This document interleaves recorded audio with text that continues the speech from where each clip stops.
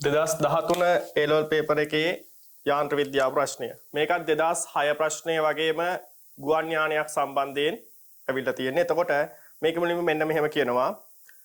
ගුවන් යානයක් ගුවන්ගත කිරීමට අවශ්‍ය වන එය මත සිරස් දිශාවට ක්‍රියා කරන එසවුම් බලය මෙතනදී බල දෙකක් මගින් ලබා දෙයි. එක් බලයක් බර්නෝලි ආචරණය නිසා ඇතිවන අතර අනෙක් වායු අණු ගුවන් යානයේ තටු මත ගැටීම නිසා ඇතිවේ. ගුවන් යානයක් ගුවන්ගත කිරීම සඳහා ධාවන පථයේ ඔස්සේ ගමන් කරන විට ගුවන් යානයේ තටුවක දිශානතිය සහ එහි හරස්කඩ පෙනුම එක රූපයේ පෙන්වා ඇත. මෙහිදී තටුවේ පහළ පෘෂ්ඨය තිරස් දිශාව සමග තීටා කෝණයක් සාදයි. ඒතර රූපසාන් මෙතනදී ඇඳලා තියෙනවා. ඒතර මේකේ පළවෙනි කොටස දිහානවා සිම්පල් A කොටස. Simple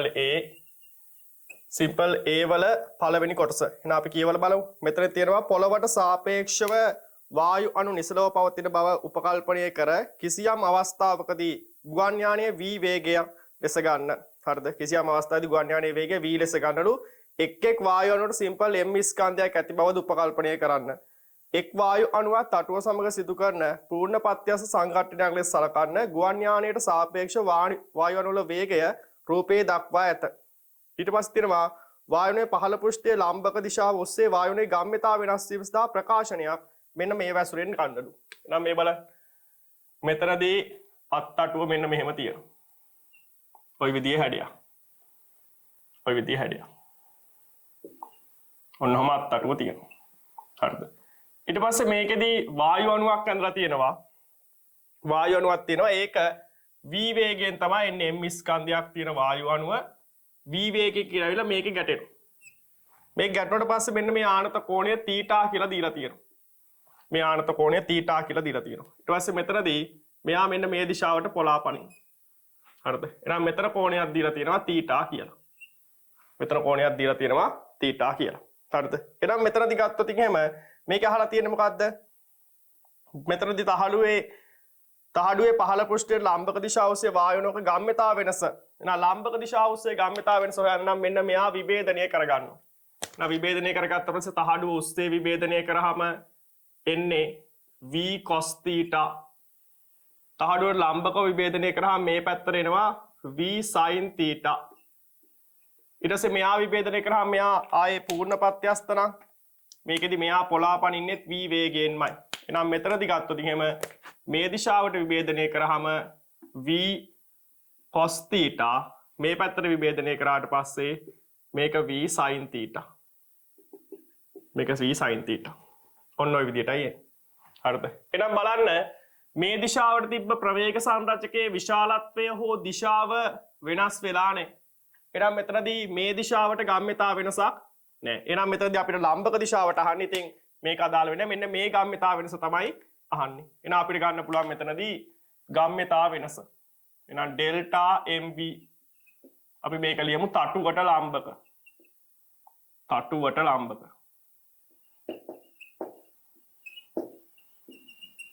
ලම්බක delta mv. එහෙනම් මේක තමයි පළවෙනි කොටස අහන්නේ. එහෙනම් තටුවට ලම්බක ඩෙල්ටා mv දිනකොට අපි ලියන්නේ පසු ගම්‍යතාව. එහෙනම් අපිට මේ දිශාව සලකන්න පුළුවන්. එහෙනම් මෙතනදී ගත්තොත් එහෙම මේකෙදී අපිට ඕනනම් දිශාවක් ගන්න පුළුවන්. අපි දිශාව විදිහට මේ පැත්ත සලකමු. එහෙනම් මෙතනදී ගත්තොත් එහෙම මොකද්ද? mv sin θ ඍණ මෙතනදී පෙර ගම්‍යතාව අපි සලකන දිශාවට ඍණ එන්නේ. එහෙනම් ඍණ mv sin θ. එහෙනම් මෙතන ඍණයි ධන වෙලා මෙතන දිනවා 2 mv sin θ. එහෙනම් අපිට මේ දිශාව ඕනනම් දක්වන්න පුළුවන්. මේ පැත්තට දිශාව දැක්වීම අනිවාර්ය නෑ. හොඳ අනිවාර්ය නෑ. හරිද? එතකොට මේ එන්නේ වායු අණුවක් මත සිදුවන ගම්‍යතාව වෙනස් වීම. වායු අණුවක ගම්‍යතාව වෙනස. එතකොට ඒක දිශාවත් එක්ක තමයි මේ දක්වලා තියෙන්නේ. හරිද? හරි. අන්න ඒක හදා ගන්න මුලින්ම. ප්‍රශ්න තියෙන ඒවා අහන්න. Tamanට ගැටලු ඇති වෙන තැන් අහන්න.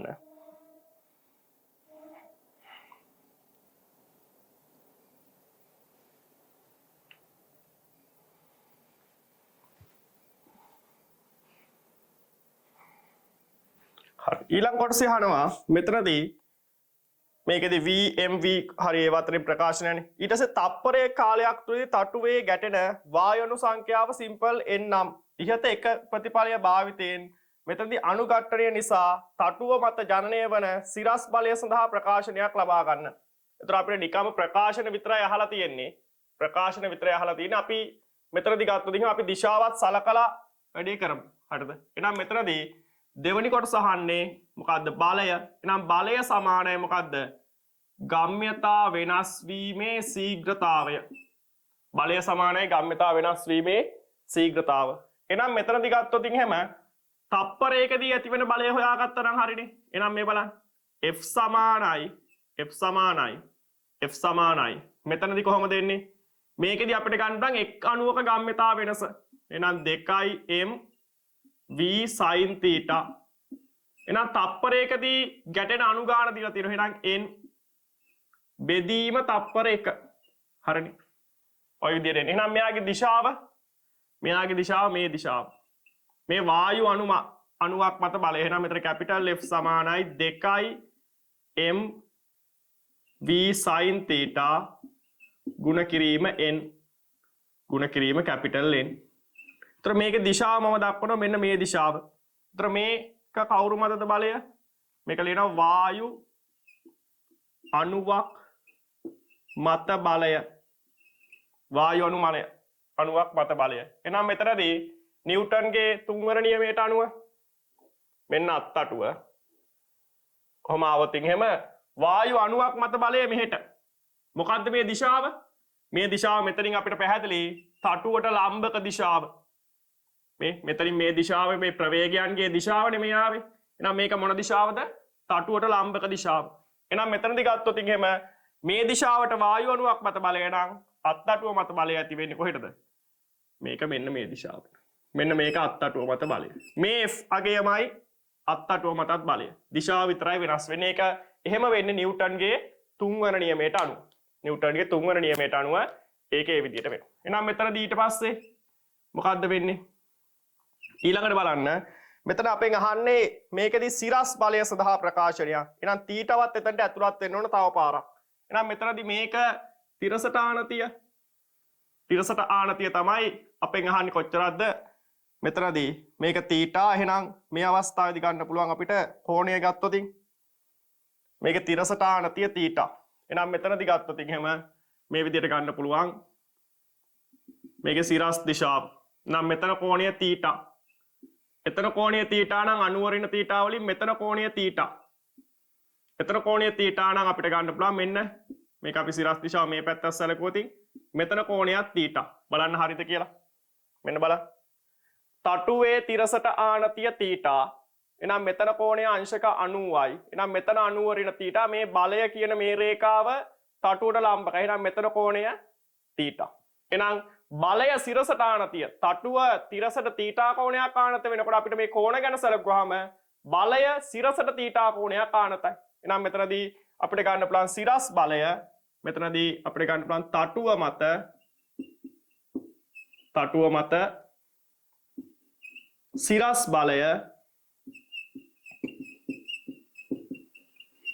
සිරස් බලය සමානයි ඉහළට මට මෙතන ලියන්න ඉඩමදි වෙනවා.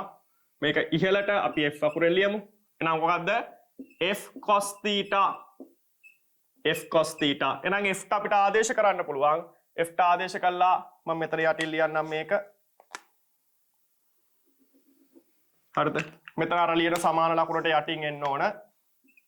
සමානයි F වලට ආදේශ කරන්න පුළුවන් 2mv හරිද? sin theta ගුණ කිරීම n cos theta. අන cos theta කැලලකින් ගුණ වෙන්න ඕන. ඔන්න ඕක තමයි ප්‍රකාශනය.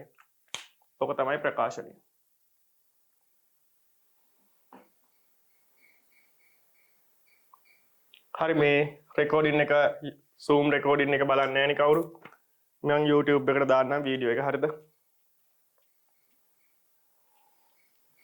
ළමයින්ගේ ඉල්ලීම හින්දාම Zoom එකේ රෙකෝඩින් තියලම දැන් ඒක ආයේ 100 ගානකට ඇවිල්ලා තියෙන්නේ හරිද?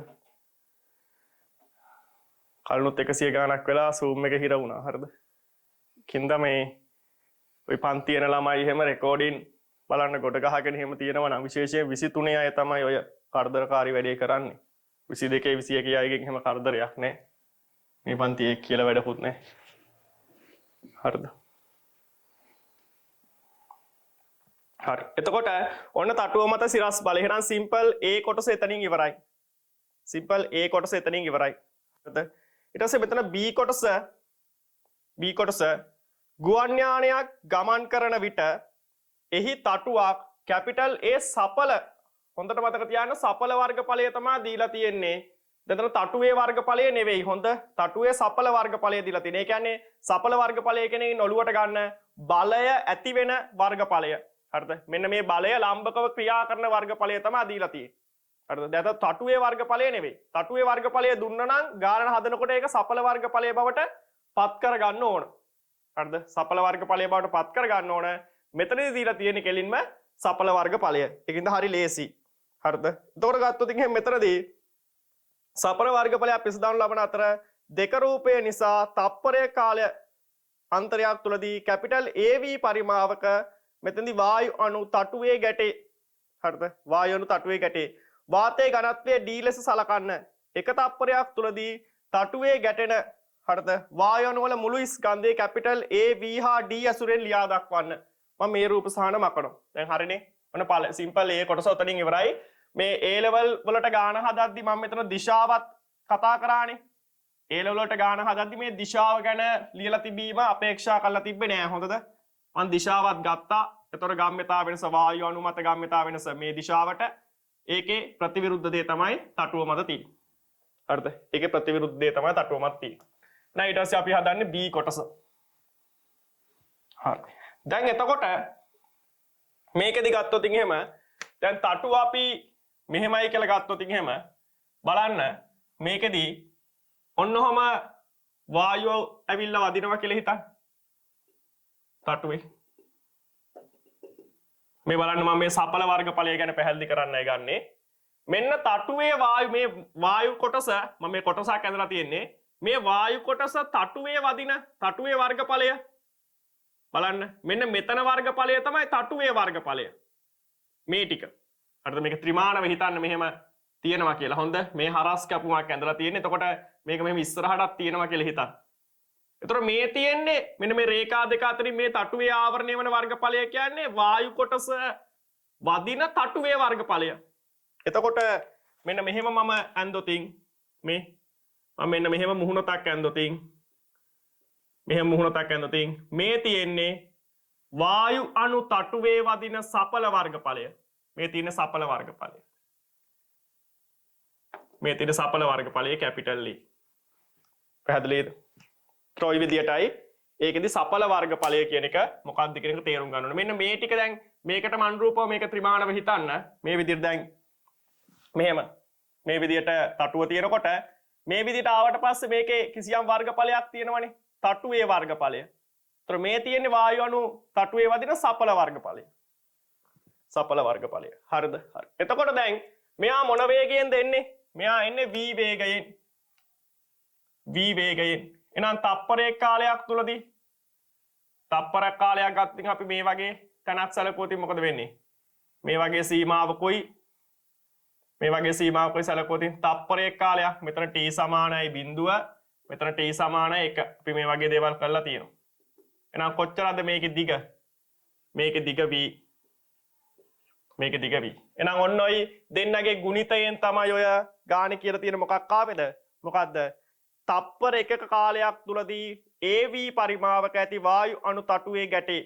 AV පරිමාවක ඇති වායු අණු තටුවේ ගැටේ. එහෙනම් සිම්පල් එක කොටස මෙතනදී B වල පළවෙනි කොටස අහලා තියෙන්නේ ස්කන්ධය. එහෙනම් මෙතනදී ස්කන්ධය. හරිද? එහෙනම් මෙතන ස්කන්ධය අපිට ලියන්න පුළුවන්. ස්කන්ධය සිම්පල් M සමානයි. සිම්පල් M අපි සිම්පල් M කියලා ගන්න නැතුව මෙතනදී වායු කොටසේ ස්කන්ධය වායු කොටසේ ස්කන්ධය ගානේ සිම්පල් M දීලා තියෙනවනේ වෙන දෙයකට. එහෙනම් මෙතනදී AV පරිමාව වැඩි කිරීම ඝනත්වය AVD. AVD. හරිද? ඒක අපිට උත්තරේ ගන්න පුළුවන් AVD කියලා. හරිද? ගිය සතියේ මේ 2006 ගානත් එක්ක හොඳට සංසන්දනය කරමින් හදමු. හොඳයි ඉස්සරහදී ඒක කියලා දෙන්නම්. එතකොට ඔයගොල්ලන්ට මේ බර්නෝලි ප්‍රමේයයේ තියෙන ගැටලු කිහිපයක්ම මේ ගාන තුලදී විසඳෙයි. හරිද? ගිය සතියේ ගාන හදන්න අපි යොදාගත්ත දේවල් හා මේ සතියේ ගාන හදනකොට අපිට යොදා ගන්න තියෙන දේවල්. හරිද? හරි. ඊට පස්සේ දෙවෙනි කොටස අපිට අහලා තියෙන්නේ මොකද්ද? දෙවෙනි කොටස තියෙනවා එනයින් AD AVD සහ M ඇසුරෙන් N සඳහා ප්‍රකාශනයක්. N සඳහා ප්‍රකාශනයක්. එහෙනම් මෙතන තප්පරයකට වදින වායු ස්කන්ධය. එහෙනම් තප්පරයකට වදින වායු කොටසේ ස්කන්ධය අපිට ගන්න පුළුවන් මේ බලන්න. තප්පරයකට වදින වායු කොටසේ ස්කන්ධය සමානයි. තප්පරයකට වදින වායු කොටසේ ස්කන්ධය සමානයි එක් වායු අණුවක ස්කන්ධය ගුණ කිරීම තප්පරයකට වදින වායු අණු ගණන. වැරද්දක් නැහැනේ. ලියපු ප්‍රකාශනයේ වැරද්දක් නැහැනේ. මේ මොකද්ද? තප්පරයකට වදින වායු ස්කන්ධය සමානයි එක් වායු අණුවක ස්කන්ධය වාරයක් තප්පරයකට වදින වායු අණු ගණන. කිසිම වැරද්දක් නැහැ. එහෙනම් අපිට අහන්නේ මොකක් ගැන ප්‍රකාශනයක්ද? n සඳහා ප්‍රකාශනයක්. එහෙනම් n සමානයි AVD බෙදීම simple m කියන එක. අන්න ඒකට සුළු උත්තරේ. එහෙනම් ඊට පස්සේ මෙතනදී තුන්වෙනි කොටසේදී අහනවා තටු දෙකම මත සංඝට්ටණය වෙන වායු අණු නිසා ජනනය වන මෙතනදී මුළු සිරස් බලය කැපිටල් FC නම් හරිද? FC සඳහා ප්‍රකාශනයක් මෙන්න මේව ඇසුරෙන් ගන්න. එහෙනම් තුන්වෙනි කොටස අහන්නේ FC සිරස් බලය. එහෙනම් FC සමානයි මොකක්ද දෙන්න ඕන? මෙතනදී එක්කෙනෙක් මත ඇති වෙච්ච බලය සිරස් බලය F cos theta කියලා ගත්තේ. ගුණ කිරීම 2. අයි දෙකෙන් ගුණ කරේ මේ එක තටුවක් මත එකනේ අපි F cos theta කියලා ගත්තේ. එක තටුවක් මත බලය තමයි F cos theta කියලා ගත්තේ. එහෙනම් අපි මේක දෙකෙන් ගුණ කරන්න ඕන. හරිනේ? තටු දෙක මත සංඝටනය වායොන් නිසා ඇතිවන මුළු සිරස් බලය. හරිද? හරි. එතකොට අපිට දීලා තියෙන්නේ එක් තටුවක නේද සඵල වර්ගඵලය. ඔව් එහි තටුවක් මෙන්න මෙච්චර. එහෙනම් දෙකෙන් ගුණ කරන්න ඕන. එහෙනම් අපි F වලට ප්‍රකාශනේ මොකද්ද? 2mv sin theta වැඩි කිරීම n cos theta වැඩි කිරීම 2. එහෙනම් අපිට මෙතන n ටත් ආදේශ කරන්න ඕන 2mv ලියන්න පුළුවන් 4mv කියලා. එතකොට sin theta cos theta හරිද? එහෙනම් sin theta cos theta n ට ආදේශ කරොතින් AVD බෙදීම m කියන එක. එහෙනම් මෙතන ගන්න පුළුවන් 4m v වර්ගය d මෙතන m අකුරට m අකුර කපලා යනවා. එහෙනම් m ලියන්න ඕනේ නැහැ. එහෙනම් 4යි මෙතනදී v av වර්ගය d sin theta cos theta කියලා ගන්න පුළුවන්. ඔන්න FC කියන එක මේක සිරස් බලයක්. මේක සිරස් බලයක්. හරිද? ඔය විදිහට ඒක ගන්න පුළුවන්.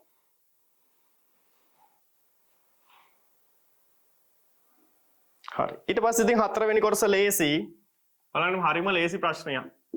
මෙච්චර වෙලා මුකුත් කිසිම අමාරු දෙයක් තිබ්බේ නැහැ. හරිද? මේකෙදී හතරවෙනි කොටසෙදී ඉතින් අගයන් ටිකක් දීලා තියෙනවා FC V මගින් ලබා ගන්න. ඉතින් හරිම ලේසි. එහෙනම් FC සමානයි මෙතන 4 ගුණ කිරීම A කියලා කියන්නේ A වල අගය දීලා තියෙනවා 25 ගුණ කිරීම V වර්ගය තියෙන්න ඕන 1.2 ගුණ කිරීම මෙතනදී sin theta කියලා තියෙන්නේ 0.2 මෙතනදී අංශක 10 සඳහා θ සමානයි cos θ සමානයි 0.2 ගුණ කිරීම cos sin θ සමානයි 0.2 cos θ සමානයි 1. ඔය ටික ගානේ දීලා තියෙනවා. හරිද? ගානේ දීලා තියෙනවා. එහෙනම් මෙතනදී ගත්තොත් එහෙම අපිට සුළු කර ගන්න ඕන. එහෙනම් 25 මේකෙන් ගුණ කරාම 100 වැඩි කිරීම v වර්ගය අරක 1.2 එතන දශම ස්ථාන 2 අපි එහෙනම් ඒක එහෙම තියමු. 1.2 වැඩි කිරීම 2.2. එකේ ඉලක්කමයි ලියන්න ඕනේ. එහෙනම් දශම ස්ථාන 2 සුළු කරාට පස්සේ මෙතනදී 24යි v වර්ගය කියලා උත්තරයක් එයි. 24යි v වර්ගය. හරි. එතකොට ඊළඟ කොටස ගොඩක් වැදගත්. ඊළඟ කොටස ගොඩක් වැදගත් කියන්නේ ගිය සතියේදී කරපු විදියට නෙමෙයි මේ සතියේදී ගාන කරන්න තියෙන්නේ. ඒකයි ගොඩක් වැදගත්. කියන්නේ ගිය සතිය අපි 2006 ගාන හදද්දී කියපු කතන්දරේ නෙවෙයි මෙතනට කියන්න තියෙන්නේ ඊට වඩා චුට්ටක් වෙනස්. අපි බලමු වෙනස මොකක්ද කියලා. හරිද? ඉක්මන් කරන්න.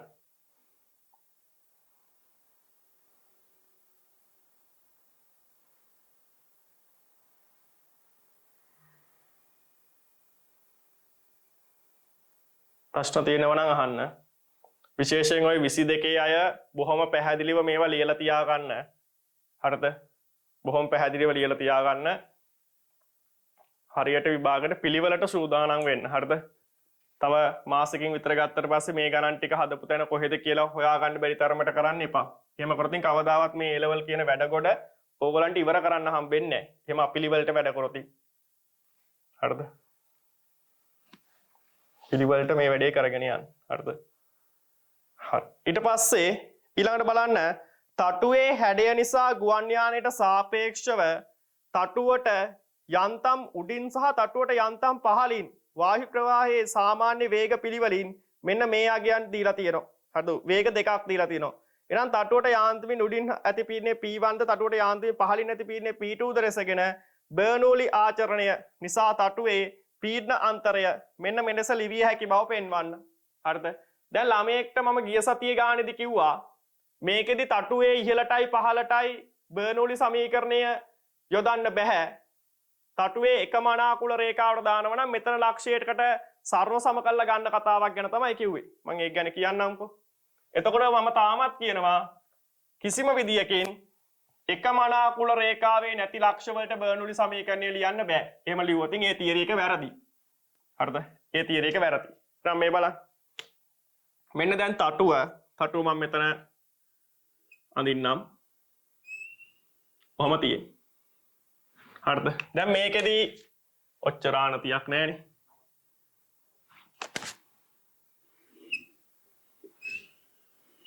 කොහොම තියෙන තටුව. හරිද? එහෙනම් දැන් මේකෙදි මේ හරියෙන් එන රේඛා ගත්තොත් ඔය විදියට යනවා. මේකෙදි ඔයගොල්ලෝ සමීකරණ ලියද්දි එක රේඛාවක් වගේ යන්නත් ඇති හොඳ. මේක මෙහෙම යන්න. තව ඕනයි ඉතින් රේඛා ඇඳ ගන්න පුළුවන්.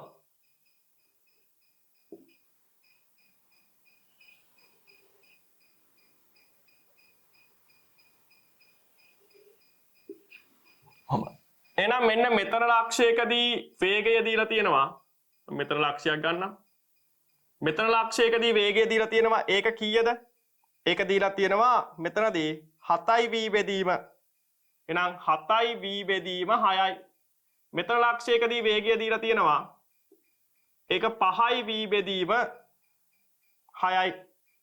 5යි v බෙදීම 6යි. එහෙනම් මේ රූපසාන ගැන පොඩ්ඩක් හිතුවොතින් මෙතනට වඩා මෙතන අනාකූල රේඛා ටිකක් ඈත් වීමක් තියෙන්න ඕනනේ. අපි ඒකට නිවැරදි වෙන්න මදිමු. ඒකට ගැලපෙන්න මදිමු. මෙතනට වඩා මෙතනින් යනකොට අනාකූල රේඛාවල පොඩි ඈත් වීමක් තියෙනවා. ඒකනේ වේගය අඩු වෙලා තියෙන්නේ. මෙතන වේගය v නේ. මේ හරියදී වේගය v. මම මෙතන රේඛා දෙකකම වේගය ලකුණු කරගන්නවා ඉස්සරහා යම්කිසි අවශ්‍යතාවයකට. නම් මෙතනදී ගත්තෙන් 5යි v බෙදීම 6යි. වේගය අඩු වෙලා නම් මෙතන රේඛා අතර පරතරය ලං වෙනකොට මෙතන රේඛා අතර පරතරය වැඩි වෙන්න ඕන. අපිට මේ විදිහට ඒක ගන්න පුළුවන්. හරිද? හරි. එතකොට දැන් ඉස්සර ගිය සතියේදී කොහොමද කිව්වේ? මෙතන ලක්ෂයටයි බර්නෝලි සමීකරණය යොදනවා. මේ ලක්ෂ දෙක සර්ව සමයි කියලා අනුරූප කළා ඒ විදිහට පීඩන දෙක අතුලත් කරනවා කියලා ගිය සතියේ කිව්වේ. දැන් එහෙනම් මේ ගානට එහෙම කරන්න බෑ. මේ ගානට එහෙම කරන්න බෑ. එහෙනම් කෙනෙක් හිතන්න පුළුවන් ඕක ওই සමීකරණය ගන්න නම් මේ ලක්ෂ දෙකටම බර්නෝලි සමීකරණය යොදන්න ඕන කියලා. එහෙම නෙවෙයි කරන්නේ. මේ බලන්න. මෙතන ලක්ෂ 1 මෙතන 2 හරිද? ලක්ෂ මෙතනදී ගත්තොත් එහෙම මෙතන අපි ගමු මෙතන 3 මෙතන 4. දැන් මොකද කරන්නේ? මෙතනදී 1 හා 2 ලක්ෂ හරහා ගමන් කරන අනාකූල රේඛාවට බර්නෝලි සමීකරණය යෙදීමෙන් එහෙනම් 1 හා 2 ලක්ෂ හරහා යන අනාකූල රේඛාවට බර්නෝලි සමීකරණය යොදනවා. එහෙනම් කොහොමද? මෙතනදී පීඩනය P කියලා ගමු. මෙතන පීඩනය P කියලා ගමු. මෙතන පීඩනය P1, මෙතන P1, මෙතන P2. එහෙනම් P ධන අපි මේකෙදී මොකද කරන්නේ? මේකෙදී මේ උස අපි නොසලකා හරිනවනේ. උස නොසලකා හරිනවා. එහෙනම් මෙතනදී මේක බිඳුව ධන භාගයයි රෝ v වර්ගය සමානයි මෙතනදී P1 ධන බිඳුව ධන භාගයයි රෝ මෙතනදී 7යි v බෙදීම 6 වර්ගය 7යි v බෙදීම 6 වර්ගය. ඊට පස්සේ දානවා මේ විදියටම ওই විදියට වාක්‍ය ලියලා 3 හා 4 ලක්ෂ හරහා ගමන් ගන්න අනාකූල රේඛාවට බර්නෝලි සමීකරණය යෙදීමෙන්. එහෙනම් කොහොමද එන්නේ? p ධන භාගයයි මම මේක ලියලා මේක 1 කියලා ගන්නවා. ඒක නැතුව කැපිටල් A සමීකරණය කියලා ගන්නවා. එහෙනම් මෙතන භාගයයි බිඳුව ධන භාගයයි රෝ v වර්ගයේ සමානයි p2 ධන බිඳුව ධන භාගයයි රෝ 5යි v බෙදීම 6 වර්ගය. මේක b. එහෙනම් බලන්න මේ සමීකරණ දෙකේදීම අර වම් පැති දෙක එකට සමානයි. වම් පැති එකිනෙකට සමානයි. එහෙනම් මෙතන ගන්න පුළුවන් කීයද? a සමානයි b. එහෙනම් අපිට ලියන්න පුළුවන් p1 ධන භාගයයි රෝ 7යි v බෙදීම 6 වර්ගය සමානයි p2 ධන මෙතනදී භාගයයි රෝ 5යි v බෙදීම 6 වර්ගය. 6 වර්ගය. හරිද? එහෙනම් අපිට අහන්නේ p2 ඍණ p1 නේ. එහෙනම් අපි මේ p එහා පැත්තට ගෙනියනවා. එහෙනම් p2 ඍණ p1 විදියට එන්නේ භාගයයි රෝ මෙතනදී භාගයයි රෝ කීයද? 7යි v බෙදීම 6 වර්ගය ඍණ 5යි v බෙදීම 6 වර්ගය. එහෙනම් ඔක සුළු කරගන්න පුළුවන්. ওই විදියටයි හදන්න ඕන. හරිද? නමුත් මේකෙදී ඒ අවුරුද්දේදී ආව මාකින් එකේදී මෙන්න මේ දෙන්නව එකපාරට සමාන කරලා තියෙනවා නම් ලකුණු හම්බුණා. ඒ අවුරුද්දේදී මාකින් එකේදී මේ ලක්ෂයටයි කියලා. ඒ කියන්නේ මේ ප්‍රකාශනය සමාන කරලා තියෙනවා නම් එකපාර ලකුණු හම්බුණා. නමුත් හරි විදියට ගාන හදනවා නම් ඒ කියන්නේ හරියට මූලධර්මයේ යොදලා ගාන හදනවා නම් මෙන්න මේ විදියටයි හදන්න ඕන. හරියට මූලධර්මයේ යොදලා ගාන හදනවා නම් ওই විදියටයි හදන්න ඕන. පැහැදිලිද? නම් මේක සුළු කරගන්න. ඒ අවුරුද්දේදී මේ ප්‍රකාශනය එකපාර සමාන කරලා තියෙනවා නම් ලකුණු හම්බුණා. කිසිම වැරද්දක් නැහැ. එතනදී නමුත් හරියටම මූලධර්මයේ යොදලා ගාන හදනවා නම් මෙතනදී මෙන්න මේ විදියටයි හදන්න ඕන. සමීකරණ දෙකක් ලියලා ඒ දෙන්නව සමාන කරන්න ඕන. එහෙනම් p2 ඍණ p1 සමානයි භාගයයි රෝ මෙතන දාන්න පුළුවන් වර්ග දෙකක අන්තරය 7යි v බෙදීම 6 ධන 5යි v බෙදීම 6 මෙතනදී වාරයක් මේකෙදි කවුද එන්නේ මෙතනදී 7යි v බෙදීම 6 ඍණ 5යි v බෙදීම 6 එහෙනම් මෙතනදී අපිට සුළු කරගන්නයි තියෙන්නේ එහෙනම් p2 ඍණ p1 සමානයි භාගයයි රෝ මෙතන අපිට ගන්න පුළුවන් කීයද 12යි v බෙදීම 6 ඒ කියන්නේ 2යි v වැඩි කිරීම මෙතනදී ගුණ කිරීම මෙතනදී 2යි v එහෙනම් v බෙදීම 3යි නේ 2යි v බෙදීම 6 නේ එහෙනම් ওই විදියට එන්නේ හරිද එහෙනම් මෙතනදී ගත්තොත් එහෙම අපිට ප්‍රකාශනයක් වෙන්නලා තියෙනවා මේකෙදි ගුණ කරාට පස්සේ 6ක් දෙන්නේ 5ක් වෙන්නේ බලමු ආදේශ කළා අපි එහෙනම් p2 ඍණ p1 සමානයි භාගය ගුණ කිරීම 1.2 වැඩි කිරීම මෙතනදී 2යි v වර්ගය බෙදීම 3 2යි v වර්ගය බෙදීම 3 නම් මේකෙදි ගත්ත පස්සේ මේ දෙක කපලා යනවා මෙතනදී සුළු කරාට පස්සේ 1.2 කියලා කියන්නේ 0.4යි v වර්ගය එහෙනම් p2 ඍණ p1 එහෙනම් p2 ඍණ p1 අපි මේක දශම සංඛ්‍යාව හරියට කරොත් එහෙනම් උඩයි යටයි දෙකම 10න් ගුණ කරන්නේ එතකොට 2 බෙදීම 5යි v වර්ගය කියලා උත්තරේ එන්නේ. හරිද? ඔය විදිහට උත්තරේ ගන්න පුළුවන්. එතකොට හරියටම හදනවා නම් මෙන්න මේ විදිහටයි හදන්න ඕන. මූල ධර්මයේ හරියටම යොදලා හදනවා නම් මේ විදිහටයි හදන්න ඕන. මෙතනයි පීඩන මේ ප්‍රකාශනයන් එකපාරට සමාන කිරීම කළා හරියන්නේ. සමහරට ඊළඟ අවුරුද්දකදී මෙතනදී ඒකත් පරීක්ෂා කරන්න පුළුවන්. දැන් ඔයගොල්ලන්ට 2006 ගාන හදලා මේක හදනකොට පැහැදිලි වෙනවා. ඒ ගානට වඩා සෑහෙන දියුණු වෙලා තියෙනවා ගාන. ඒ 2006 ගානට වඩා මේ ගාන සෑහෙන දියුණුයි. ඒතකොට තව අවුරුදු ගානකින් එනකොට මීටත් වඩා දියුණු වෙන්න පුළුවන්. මේ 2013 නේ. ඒතකොට දැන් මීට අවුරුදු 10කට විතර කිට්ටුයි.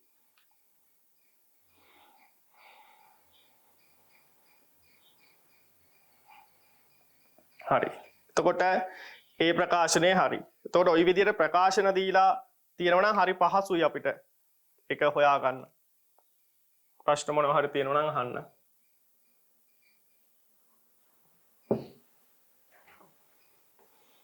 හරි. ඊට පස්සේ ඊළඟට තියෙනවා එක් තටුවක සඵල පෘෂ්ඨික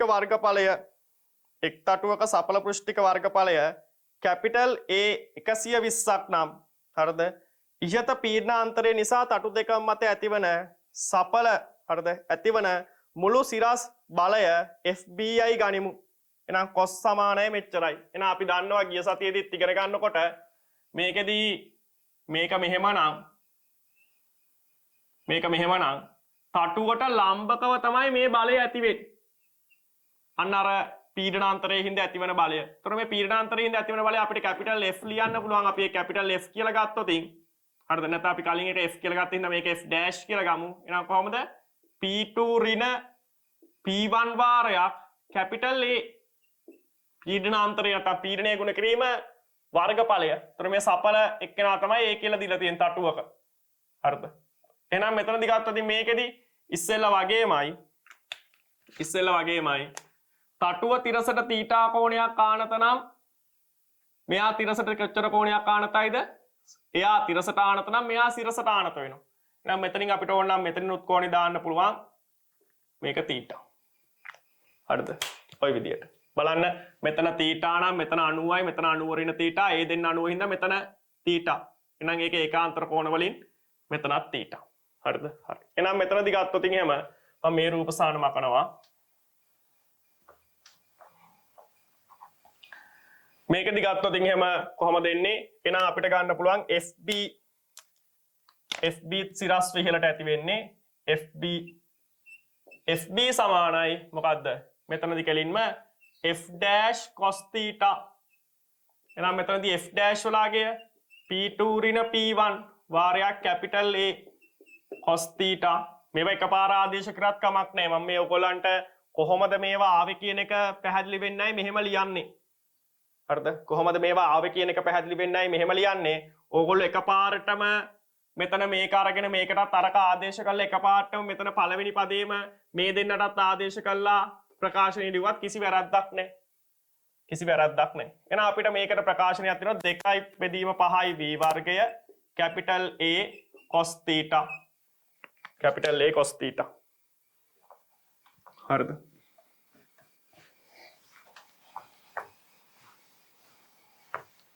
ඊළඟට මෙතනට ආදේශ කරන්න.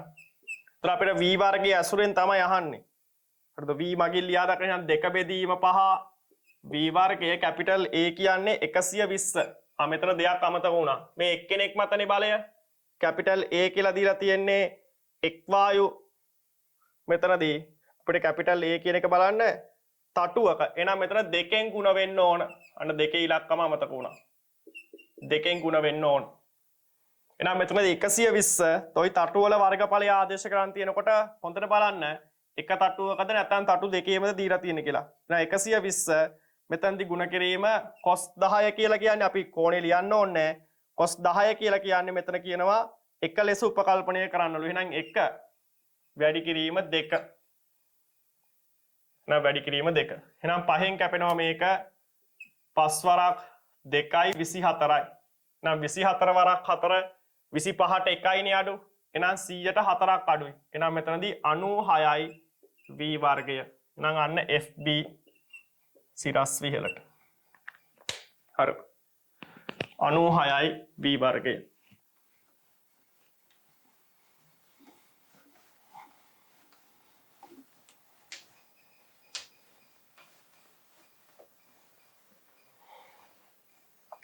හරිද?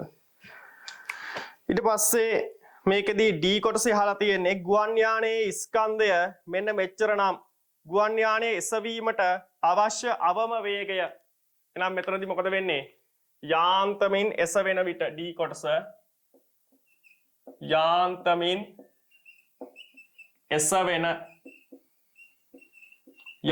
එසවෙන විට FC වලාගේ ධන FB වලාගේ සමානයි mg.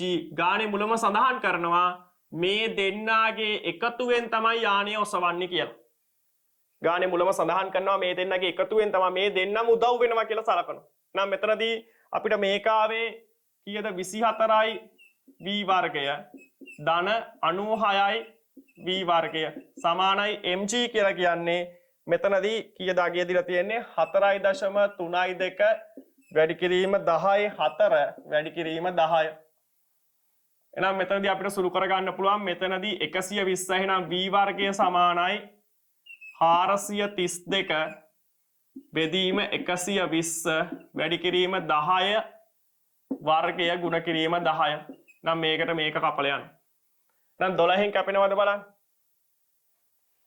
4න් කැපෙනවා. 4න් කැපෙනවා මෙතන ඉලක්කම් වල එකතුව 9යිනේ. ඒකින්ද 3ෙනුත් කැපෙනවා. 4ෙනුත් කැපෙනවා 3ෙනුත් කැපෙනවා නම් මෙතනදී ඒ වගේ දේවල් දන්නවනේ තීරණය කරන්න.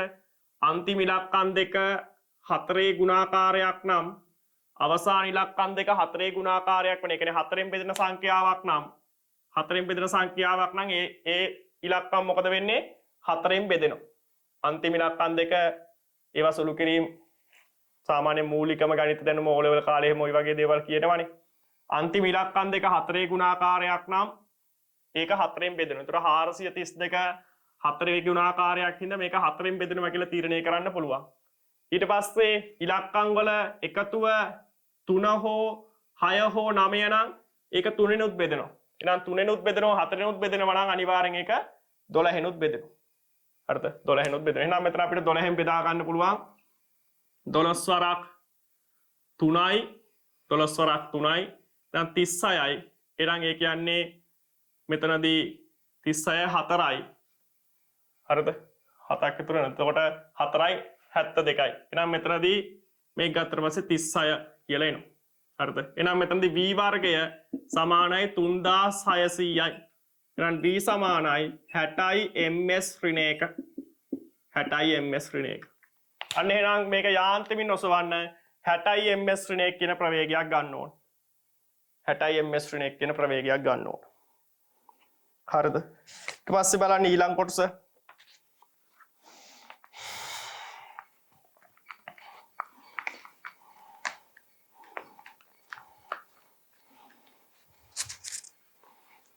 තොර මෙතෙක් වෙලා මුකුත් හිතලා එහෙම කරන්න දේවල් තිබෙන්නේ නැහැ. නිකම්ම ආදේශ කරගෙන එන්න තිබ්බේ. හරිම පහසුයි මේ ගාන. හරිද? මේ හරි සතුටුයි ඉතින් කියන්න මේ අපි ගොඩක් වාසනාවන්ත වුණා. අපේ A-level මගේ A-level විභාගෙදී මේ වගේ ගානක් ලබන්න. හරිද? ව්‍යුහගත රචනාව සාමාන්‍යයෙන් මම මගේ ප්ලෑන් කරපු විදිය අනුව මම ප්ලෑන් කරලා ගිය ව්‍යුහගත රචනාවෙන් විනාඩි 40කදී ඈත් වෙන්න කියලා. ඒ කියන්නේ ව්‍යුහගත රචනාවෙන් විනාඩි 40ක් ඇතුළත ඉවත් වෙන්න. ඒ කියන්නේ ව්‍යුහගත රචනාව සම්පූර්ණයෙන් ලියන එක මගේ ටාගට් එකක් නෙවෙයි. මම ළමයින්ට අන්තිම කාලෙදී ප්ලෑන් එකක් හදලා දෙනවා. ඒකෙදී යම්කිසි ක්‍රමවේදයක් තුල. හරිද? එතකොට මේ මට මුල් වෙලාවෙදීම හොඳ සහනයක් ලැබෙන්න හේතුවක් වුණා පළවෙනි ප්‍රශ්නේම මේ ප්‍රශ්නය වීම. මේ ප්‍රශ්නේ සාමාන්‍යයෙන් විනාඩි 20ක් ඉස්සරලා චුට්ටක් වැඩියෙන් යනකොට ඉවර කරගන්න පුළුවන් වුණා. හරිද? එතකොට මේකේ උත්තර ටිකත් ඔක්කොම වගේ ආවා. මම A-level කරපු අවුරුද්දේ අහු ප්‍රශ්නයක්. හරිද? ඒකටත් වාසනාවක් තියෙනවනේ ඉතින් මේ වගේ ඒවා ලබන්න. හරිද? හරි. ඊට පස්සේ ඊළඟට ධාවන පතය මතදී ගුවන් යානයට ලබාගත හැකි උපරිම ත්වරණය 0.9යි ms ඍණ 1 නම් ගුවන් යානයේ ඒකාකාරී ලෙස ත්වරණය වන බව උපකල්පනය කර ගුවන් යානයේ ගමන් කිරීම සඳහා ගමන් පතේ තිබිය යුතු. එහෙනම් මොකද්ද කරන්න තියෙන්නේ? එහෙනම් අපිට දාන්න පුළුවන් මේකෙදී e කොටසට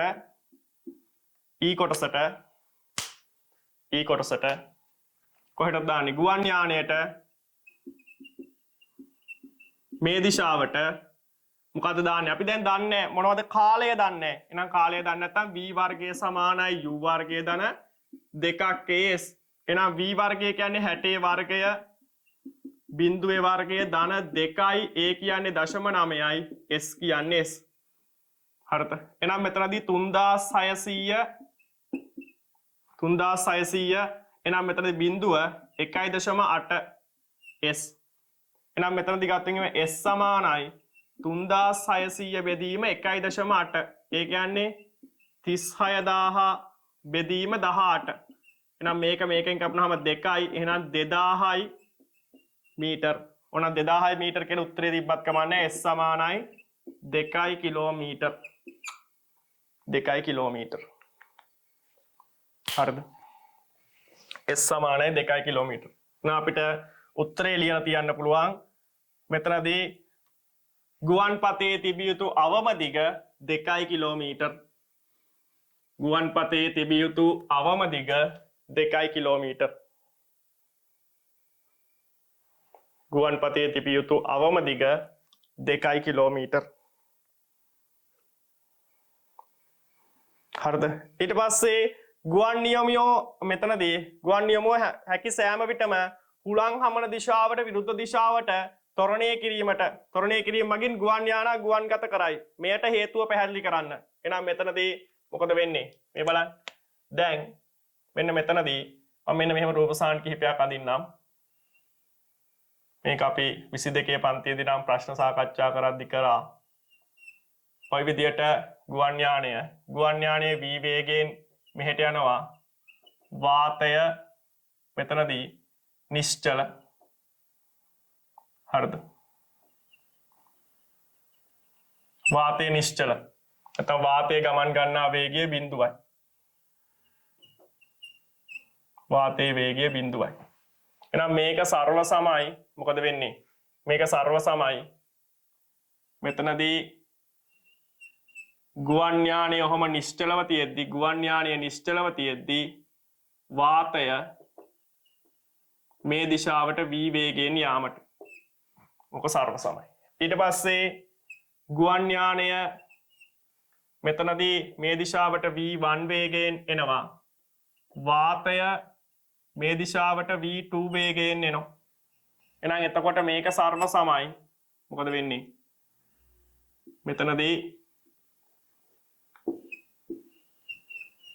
ගත්තොත් වාතය ඔයගොල්ලෝ සාපේක්ෂ චලිතයට අදාළව දන්නවා ස්ථල රේඛාවක් දිගේ එකිනෙකට ප්‍රතිවිරුද්ධව පවතින ප්‍රවේග පවතිනකොට එක්කෙනෙකුට සාපේක්ෂව අනිත් එක්කෙනාගේ ප්‍රවේගය ලැබෙන්නේ ප්‍රවේගවල එකතුවෙන්. නම් ওই විදියට. ඊට පස්සේ මෙතනදී ගුවන් ගානය ගමන් ගන්නා දිශාවටම යනවා නම් වාතය v2 වේගයෙන්. එහෙනම් මෙතනදී මේක සර්ව සම වෙන්නේ මෙයා නිශ්චලයි කියලා හිතුවට පස්සේ මෙතන පැත්තට වාතය මෙතනදී v1 ඍණ v2 මේ දිශාවට. පැහැදිලිද? එතකොට බලන්න යානයට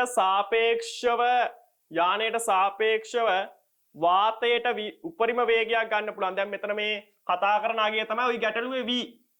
බලන්න යානයේ සුළඟේ දිශාවට ප්‍රතිවිරුද්ධ දිශාවට යානය ගමන් ගන්නකොට යානයට සාපේක්ෂව වාතයේ වේගය වැඩි. වාතයේ වේගය වැඩි කියන්නේ v වල අගය වැඩි. v වල අගය වැඩි වෙනවා කියන්නේ මොකද්ද? බලය වැඩි කියන එක. බලය වැඩි. හරිද? හරි. අන්න එතකොට මෙච්චර රූපසාන අඳින්න අවශ්‍ය නැහැ. මේක අපිට වාක්‍යයකින් ලියන්න පුළුවන්.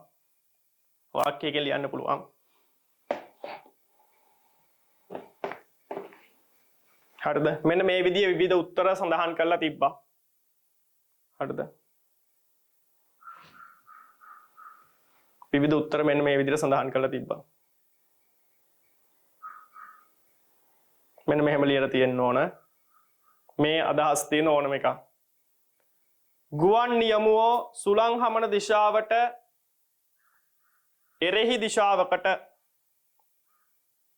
ගුවන් නියමුවෝ සුළඟ හමන දිශාවට එරෙහි දිශාවකට ගුවන් නියමුවෝ සුළං හමන දිශාවකට එරෙහි දිශාවකට යානය ත්වරණය කරනු ලබන්නේ ගුවන් නියමුවෝ හුලං හමන දිශාවට එරෙහි දිශාවකට යානය ත්වරණය කරනු ලබන්නේ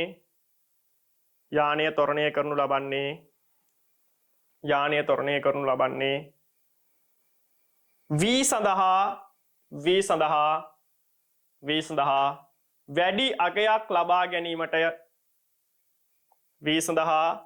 වැඩි අගයක් ලබා ගැනීමටය.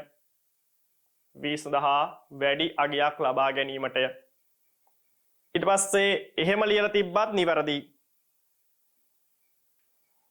ඊට පස්සේ ඊට යටින් ලියන්න. ඊට යටින් ලියන්න. ගුවන් යානය මත වැඩි එසවුම් බලයක් ලබා ගැනීමට ගුවන් යානය මත වැඩි එසවුම් බලයක් ලබා ගැනීමට ගුවන් යානය මත වැඩි එසවුම් බලයක් ලබා ගැනීමට සුළං හමන දිශාවට විරුද්ධ දිශාවට චලිත කරවයි. සුළං හමන දිශාවට විරුද්ධ දිශාවට චලිත කරවයි. චලිත කරවයි. හරිද? හරි. ඔන්න ඔය පිළිතුරු දෙක තමයි මේකෙදි පිළිගත හැකි පිළිතුරු වෙන්නේ. හරිද? ඊට පස්සේ තව එක පිළිතුරක් තිබ්බා. මෙතනදී මෙහෙම ලියන්න. තව එක පිළිතුරක් තිබ්බා. මෙහෙම ලියන්න. සුළං හමන දිශාවට විරුද්ධ දිශාවට ත්වරණය කළ විටදී සුළං හමන දිශාවට විරුද්ධ දිශාවට ත්වරණය කළ විටදී සුළං හමන දිශාවට විරුද්ධ දිශාවට ත්වරණය කළ විටදී යානයේ අඩු වේගයකදී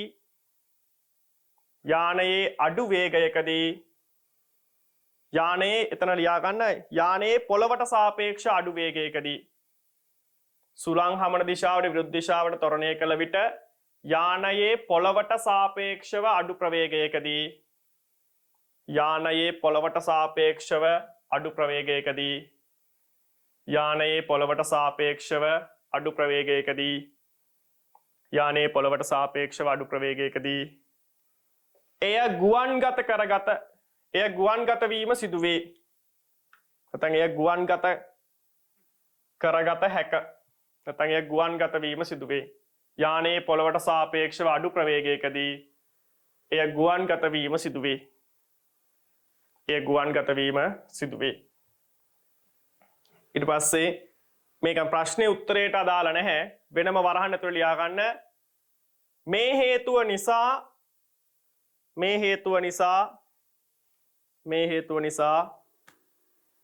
එන්ජිමෙන් ලබා දිය යුතු ජවය අඩුවන බැවින් ඉන්ධන ඉතුරු වේ. ඒක මේ ප්‍රශ්නෙට අදාළ නැහැ. හොඳ ප්‍රශ්නය අහපු දෙයට අදාළ නැහැ. ප්‍රශ්නය අහපු දෙයට අදාළ නැහැ. නමුත් අපිට තව පැහැදිලි කරගත්තොත් එහෙම වරහන් ඇතුළේ ලියා ගන්න. මේ හේතුව නිසා එන්ජිමෙන් ලබා දිය යුතු ජවය අඩු බැවින් මම අර කලින් කියපු එකත් එක සමහරට ගැලපෙන්නේ නැතුව ඇති. මට ඒක අමතක වුණා. හරි කොහොම හරි ලියා ගන්න.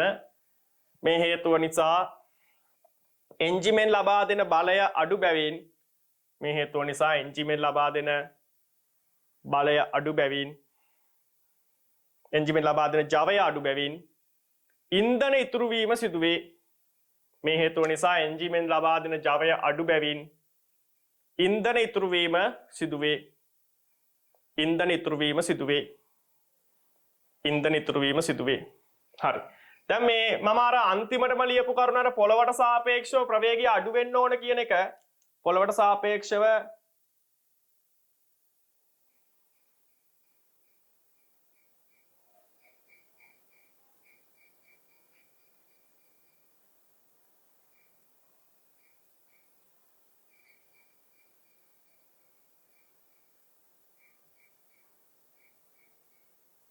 හරිද?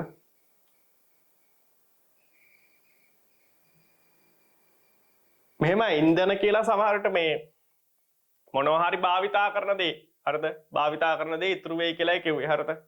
ඉතුරුනහම ගිනි ගැනීම කියන එක වෙන සංසිද්ධියක් හරිද? ඒ ගින්නවගෙන අනිවාර්යෙන් ඉන්ධන තියෙන්න එපා. ඉතින් ගුවන් යානයේ ධාවනය වෙන්න හරිද? ඒතර ඉන්ධන කිව්වට පස්සේ ගිනි ගන්න සුළු ඒවතුව ගුවන් යානාවලදී වෙනත් විශේෂ ද්‍රව්‍යයක් ඉන්ධන විදිහට පාවිච්චි කරන්න ඕනේ. ඒ විශේෂ විදිහට භාවිත කරන දේ හරි ඉතුරු වෙනවා. මොනවා හරි ඉන්ධනීය විදිහට පාවිච්චි කරන දේ ඉතුරු වෙනවා කියලා තමයි කිව්වේ. හරිද? හරි. එතකොට මෙන්න මේ අර අන්තිමටම ලියපු එක මෙහෙම පැහැදිලි කරන්න පුළුවන්. මෙන්න මේ ආකාරයට. හිතන්න මම මේ නිකන් අගයන් ගන්නෙ මම අර අපි 60 ms වගේ ගමු. අන්න වාතය නිශ්චල වෙලාවේදී 60 ms ඍණ එක ප්‍රවේගයකින් මෙහා යන්න ඕන මෙහෙට. මම මේ අන්තිමටම ලිව්වා අර කරුණු තුනක් ලිව්වනේ. එහෙනම් මෙතනදී මෙයා කීයද? මෙයා 60යි ms ඍණ 1යි. හරිනේ. හරි. දැන් එතකොට බලන්න මෙයා අපි හිතමු 10යි ms ඍණ 1යි කියලා. එහෙනම් 10යි ms ඍණ 1 නම් යානය පදවන්න ඕන 50යි ms ඍණ 1කින්. එතකොට මේ දෙකේ එකතුව 60යි ms ඍණ 1 අන්න එනවා. තේරුණාද? ඒතර යානයට අර කලින් තරම්ම ලොකු වේගයක් ගන්න ඕන නෑ. දැන් පොළොවට සාපේක්ෂව යානයේ චලිත විය යුතු ප්‍රවේගය මෙතනදී අඩුයි. එහෙනම් අපි හිතමු දැන් මේක විරුද්ධ දිශාවට 60යි ms මෙතනදී 10යි ms ඍණ 1 කියලා. එහෙනම් මෙයා කීයක් ගන්න ඕනද? 70යි ms ඍණ 1ක් ගන්න ඕන. අන්න එතකොට තමයි මෙයා 60යි ms ඍණ 1ක් වෙන්නේ. දැන් පැහැදිලිනේ වැඩි. තේරුණානේ? අන්න එතකොට පොළවට සාපේක්ෂ ප්‍රවේගය මෙතනදී වැඩි. සුළං හමන දිශාවට ගියාට පස්සේ පොළවට සාපේක්ෂ ප්‍රවේගය වැඩි. ඒතර ඉන්ධන වැඩි ප්‍රමාණයක් වැය වෙනවා. හරිද? පොළවට සාපේක්ෂ ප්‍රවේගය වැඩි, ඉන්ධන වැඩි ප්‍රමාණයක් වැඩි වැය වෙනවා. ඒ වගේම තව මොකද්ද වෙන්නේ? ධාවන පතේ දිගත් වැඩි වෙන්න ඕන. නැත්නම් ත්වරණයත් වැඩි වෙන්න ඕන. මේ මොනවා හරි දෙයක් වැඩි කරන්නත් ඕන. ඊට පස්සේ මේ සුළං හමන දිශාවට විරුද්ධ දිශාවට ගියාම 60ටම එන්න ඕනේ නැහැ. 50ට ආවම ඇති. අන්න පොළොවට සාපේක්ෂ ප්‍රවේගය අඩුයි. පොළොවට සාපේක්ෂව ගන්න ඕන ප්‍රවේගය අඩුයි. පොළොවට සාපේක්ෂ ප්‍රවේගය අඩුයි. පැහැදිලි නේද? ප්‍රශ්න මොනවා හරි තියෙනවා නම් අහන්න. ගැටලුකාරී තැන් තියෙනවා නම් අහන්න. එතකොට මම දකිනවා මේ 2006 ප්‍රශ්නේ කරලා ඉවර වෙලා 2006 ප්‍රශ්නේ කරලා ඉවර වෙලා හරිද? 2006 ප්‍රශ්නේ කරලා ඉවර වෙලා රෝසසගේ විවරණ පොත බැලුවා නම් රෝසසගේ විවරණ පොත බැලුවා නම් මම ගිය සතියේදී ඒක කිව්වා. මොකද්ද? ඒකේ සඳහන් වෙලා තිබුණා එක්තරා තැනකදී ඒකේ සඳහන් වෙලා තිබ්බා මෙතනදී මේ ගුවන් යානය ගුවන්ගත වෙන්න මෙතනදී මේ ගුවන් යානය ගුවන්ගත වෙන්න මෙන්න මේ අත්තටුවට ඉහළින් හා පහළින් යන පීඩන අන්තරය නිසා හටගන්නා බලයට අමතරව වායු අණු මේ අත්තටුවේ ගැටීම නිසා සිදුවන ගම්ම්‍යතාව වෙනසෙන් ඇතිවන බලයත් හේතු වෙනවා කියලා. එතකොට ඒක ඊට අවුරුදු ගානකට පස්සේ විභාග ප්‍රශ්න පත්‍රයේ තැනක යෙදුණා. ඒතර අවුරුදු 6කට විතර වගේ පස්සේ ඒක සම්පූර්ණයෙන්ම ගානකට හේතු වුණා. එතකොට මේ ආපු බලයන් දෙක බලන්න. මෙතනදී FC වල අගය කීයද? FC වල අගය ආවේ අපිට 24යි v වර්ගය. FB වල අගය ආවේ කීයද? 96යි v වර්ගය.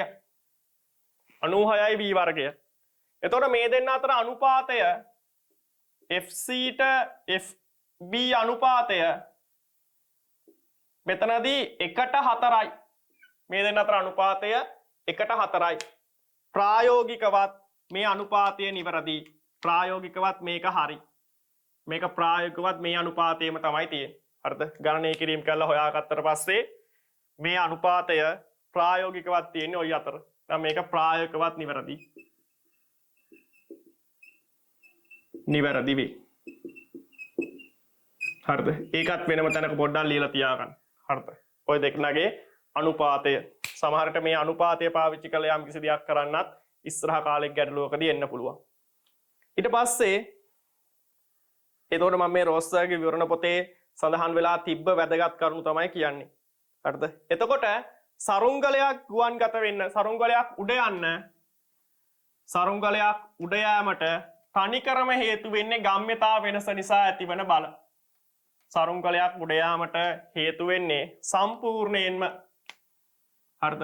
මේ ජීවිතේ එකපාරක් හරි සරුංගලයක් උඩ යාපු කෙනෙක් ඉන්නවා නම් ඒක ජීවිතේ මාරම වටිනාකමක්. හරිද? ඒ කියන්නේ මේක උඩ ගියාම දැනෙන සතුට ආය වෙන මොහොකින්වත් ගන්න බෑ. හරිද? එතකොට මේක ගැන මම පොඩ්ඩක් කිව්වොත් එහෙම මේ පොඩිම කාලෙදී එකපාරටම පටන් ගත්ත ගමන් මෙහෙම සරුංගල් සෑදීමේ හැකියාව අපි කාටවත් නැහැනේ. හරිද? එතකොට අපේ තාත්තා අම්මට එහෙම සරුංගල් හදන්න බැරි නම් එහෙම අපි ඒක එහෙම ඉගෙන ගන්න කියලා තැනක් එහෙමත් නැහැ. එතකොට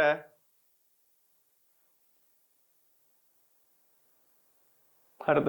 එතකොට මේ මං කියන්නේ අඩුව ගානේ ඕගොල්ලන්ට මේක හම්බෙලා නැත්තම් මේ ඕගොල්ලන්ගේ ළමයින්ටවත් මේක ලබා දෙන්න. හරිද?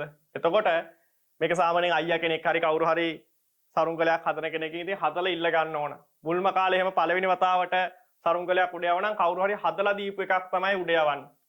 හරිද? ඉතින් ඒ උඩ නගලා නූල අල්ලගෙන ඉඳි හරි සතුටුයි. හරිද? ඒ ජීවිතේ පළවෙනි වතාවට තමන්ම හදපු සරුංගලයක් තමන් විසින්ම උඩ නගපු දවසක් ආපුතින් එහෙම එදාට ඒක උඩ තියෙදි දැනෙන සතුට මාරම සතුටක්. හරිද? ඒක ආයේ වචන වලින් ඒ කාලේදී පොඩි කාලේදී දැනෙන දේ කියලා විස්තර කරන්න බෑ. හරිද? මොකද ඒක පිටිපස්සේ මාරම කට්ටක් ගන්න තියෙනවා. තමන් තනියෙන් හදපු සරුංගලයක් එකපාරටම උඩ යන තමන්ම තනියෙන් උඩ නගන තත්වයකට එකපාරට එන්න බෑ. පළවෙනි වතාවෙම කෙනෙක් බොහෝ දුරට ඕක සාර්ථක වෙන්නේ නැහැ.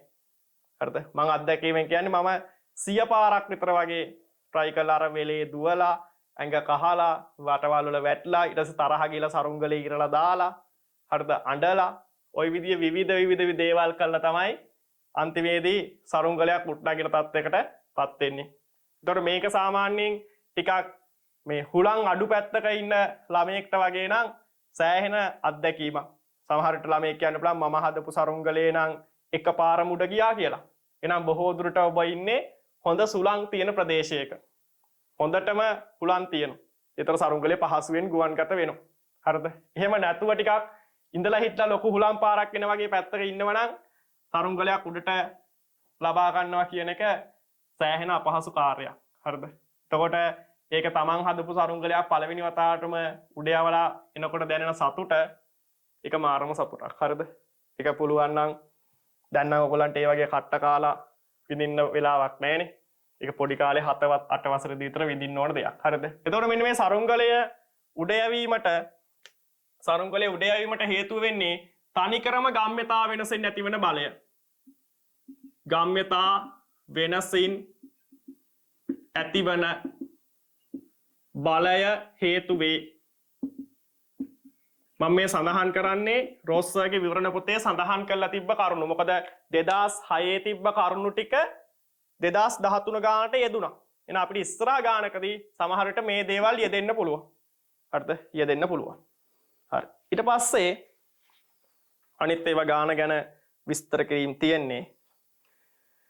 ඊට පස්සේ ගත්තොත් එහෙම මේකෙදි ඉතින් සඳහන් කරලා තියෙනවා ළමයින්ට දෙකෙන් ಗುಣ කිරීම අමතක වීම ගැන ඒ වගේ දේවල්. හරිද?